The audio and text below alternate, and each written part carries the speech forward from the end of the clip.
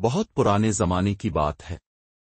ایک ایسا دور جب دنیا میں نہ بڑی عمارتیں تھیں، نہ سڑکیں، نہ گاڑیاں، نہ بازاروں کی چمک۔ وہ وقت سادگی، خلوص اور قدرت سے جڑے رہنے کا تھا۔ عرب کے ریگستانوں میں ایک چھوٹا سا قبیلہ آباد تھا جس کا نام بنو نجم تھا۔ یہ قبیلہ خیموں میں رہتا، اونٹ پالتا، کھجوروں سے روزی کماتا اور پانی کے چشموں کی تلاش میں ایک جگہ سے دوسری جگہ ہجرت کرتا رہتا۔ اس قبیلے میں ایک نوجوان رہتا تھا جس کا نام سلیم تھا۔ سلیم بچپن سے ہی خاموش طب، محنتی اور سچائی کا دلدادہ تھا۔ اس کے والد ایک معتبر سردار تھے جو قبیلے کے فیصلے کرتے، مگر وہ سلیم کو ہمیشہ سکھاتے، بیٹا، اصل سرداری زمین یا لوگوں پر نہیں، اپنے نفس پر ہے۔ جو اپنے نفس کو قابو میں رکھے وہی سچا سردار ہوتا ہے۔ سلیم کی زندگی صبح صادق سے شروع ہوتی۔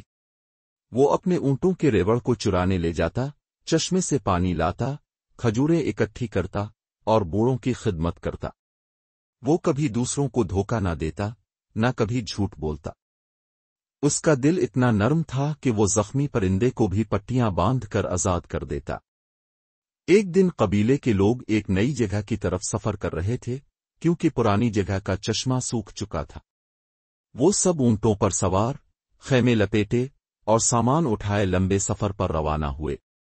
راستے میں تیز طوفان آیا۔ ریت کے طوفان نے سب کو پریشان کر دیا۔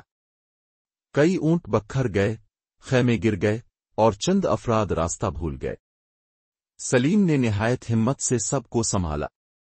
اس نے چھوٹے بچوں کو اپنی چادر میں چھپایا، بوڑھوں کو پانی دیا اور سب کو قریب ہونے کا مشورہ دیا تاکہ کوئی بچھڑ نہ جائے۔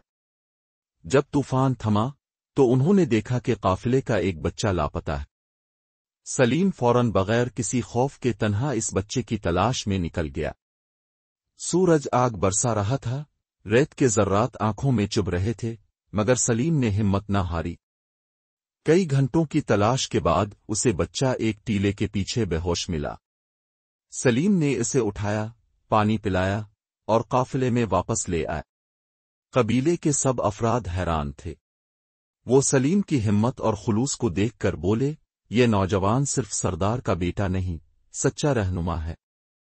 اس کے بعد قبیلے کا ہر فرد سلیم کی بات ماننے لگا۔ سلیم نے کبھی غرور نہ کیا، بلکہ مزید خدمت کرنے لگا۔ اس نے قبیلے کے لیے کنویں کھدوائے، کھجوروں کے باغ لگوائے اور مسافروں کے لیے ایک سایہ دار مقام بنایا جہاں وہ رک کر آرام کر سکتے تھے۔ سلیم کی سب سے بڑی خوبی یہ تھی کہ وہ راتوں کو تنہائی میں آسمان کو دیکھ کر شکر کرتا اور دعا کرتا کہ میرے دل کو کبھی سخت نہ ہونے دینا اور مجھے ہمیشہ لوگوں کا خادم بنائے رکھنا۔ ایک دن ایک مسافر قبیلے میں آیا۔ وہ زخمی تھا، تھکا ہوا اور بھوکا۔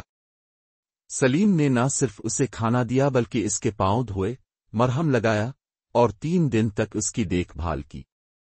جب وہ مسافر جانے لگا تو روتے ہوئے کہنے لگا، میں کئی قبیلوں میں گیا مگر ایسا سچا دل کہیں نہ دیکھا۔ تمہاری خدمت نے مجھے بدل دیا۔